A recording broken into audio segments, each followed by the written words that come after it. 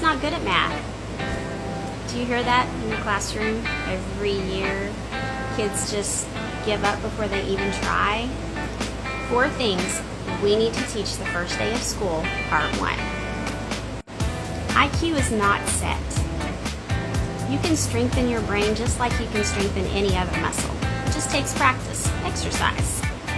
We need to be teaching the growth mindset and positive self-talk, but actually show students the science behind it.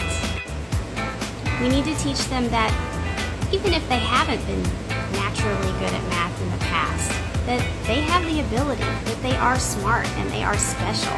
The world would sure be a really boring place if we were all gifted in the same things. I like to show this meme behind me to illustrate my point. 4 things we need to start teaching the first day of school, part 2. Some students have never gotten an A in math in their entire lives. They've given up. They just think they can't. Teachers, we have to change that. I tell my students that it's different in my classroom, that they can redo any assignment they need to, as many times as they need to get the grade that they want. I go on to tell them that every single person starts out with an A in math. You should see their eyes light up. This empowers students to try who may have given up in the past. And if you've got students to buy in and try, you've already won the hardest battle.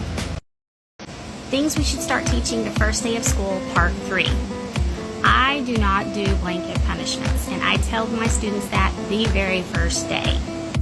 I was always one of those kids that was doing what they were supposed to do and then would get punished with the whole class, and I remember thinking, I will not do this if I'm ever in this situation to have power and control. What I'm seeing is as behavior issues rise, especially since COVID, a lot of the kids are just giving up even trying because they're like, why should I do what I'm supposed to do if that kid over there is just going to mess it up for us all anyway? So they just stop trying. So I tell them the first day, I do not blanket punish. You choose which side of the line you want to be on.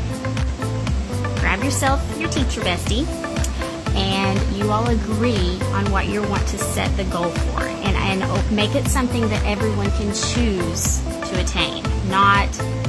It can't have anything to do with something that you know some kids could just never do no matter how hard they work. It has to be a choice. So the kids that choose to earn the incentive, let's say an extra recess or something, one teacher takes those kids out and the other teacher stays with the ones who chose not to. I guarantee you it usually only takes once or twice and then 99% of your kids are on board. 4 things I teach on the first day of school, part 4. This may not be a popular opinion, and you do you, but I don't assign homework. I tell students on the first day that as long as they work hard for me when they're in class, I will not assign extra homework to do at home. Here's my theory on this. Especially with everything that's going on in the world today, our families are struggling enough as it is. They're high stress, and they don't need the extra burden of homework to deal with at home. They need stress-free or low-stress family time.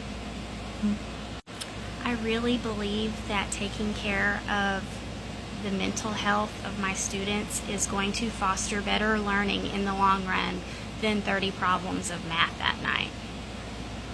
And I will tell you, when they hear no homework, their eyes light up and they work hard for me. They really do. Just knowing that they don't have that burden waiting for them after school of more work to do, the idea that they get to go home and rest and play and be a kid, I really think it makes our time in class count.